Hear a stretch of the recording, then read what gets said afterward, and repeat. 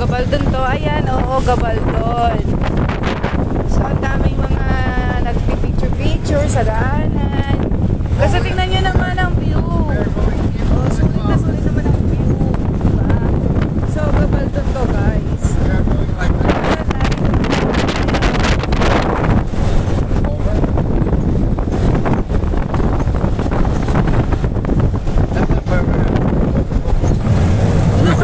Over there?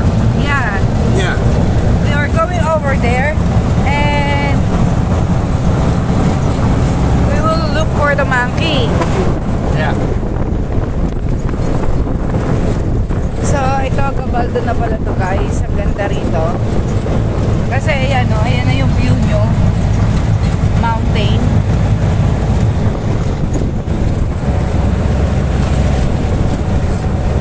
Ayan. Uso rito ang siga-siga.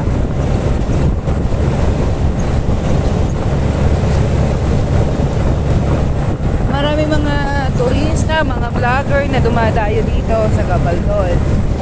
Dahil hindi lang sariwa ang hangin. Ayan yung ulap niya, ayun o, nakita yun nasa top ng baba lang, guys. So, ang baba lang. So marami mga vloggers na dumadayo dito sa Gabaldon dahil nasa sariwa ang hangin, sobrang probinsya, at saka isa pa, marami mga magagandang tanawin, magagalang ang mga tao. Ayan. Yun nga lang, medyo masakit sa puwet. Ay, ito. Laki niya. Kulay red pa. Pare silang red. Hello po! So, syempre, pag inigyan tayo, mag-hello tayo. Dahil, syempre, yan, dami mga ano ito, guys. So, pang decoration sa garden nyo, pang landscape. So wala pa tayo dun sa ating ninanais na puntahan, kaya konting iri-iri pa, malapit na natin marating yun. Ayan. So ito yung kabundukan ng Shakalat. Sa banda roon ay nakakaluna dahil uso rito ang pagkakaingin, pagkakaingin. Kuya, ano yung pagkakaingin? Pag-uuling. Yun, pag-uuling yung pagkakaingin. So kung mali yung aking words, ayan yun na. Basta ganun na rin.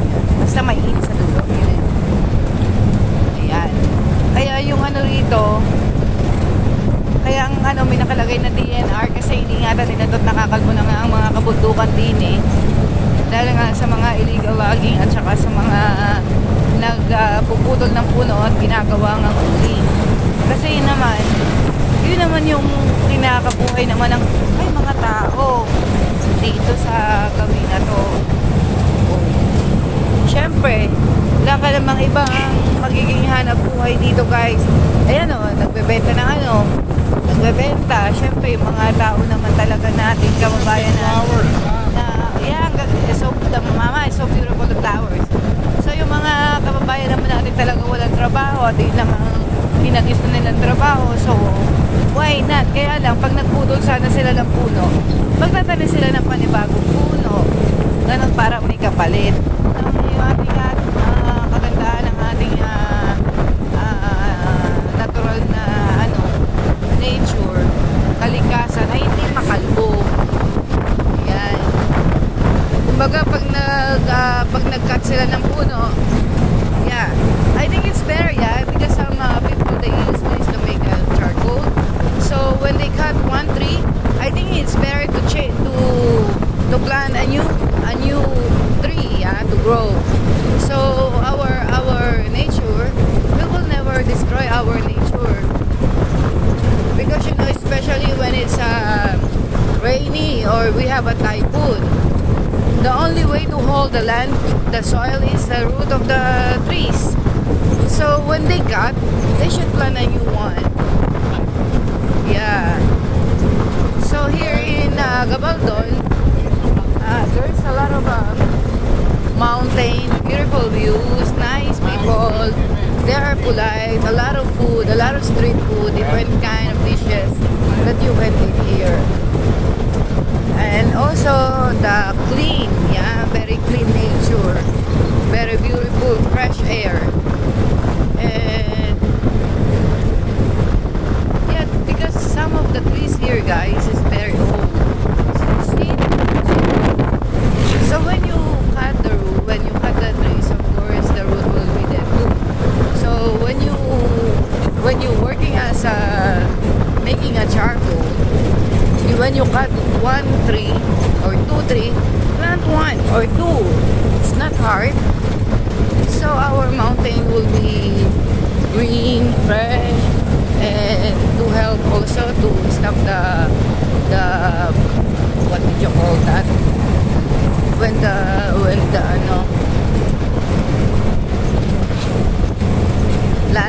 landslide, yon. So right now, our bath, oh my god, it's so painful, our bath, but it's okay. Look at that, beautiful. Alam nyo guys, hindi ko alam kung bakit napakalapit ko sa mga kabundukan. Yan yung mga gusto ko pinupuntahan talaga. Kabundukan, ganun. Oo, kasi tanggap ko naman na ayoko nung mga dagat-dagat eh. Kasi hindi naman ako marunong lumangoy, hindi tayo sirena eh. Pero sa kabundukan eh, marami tayong magiging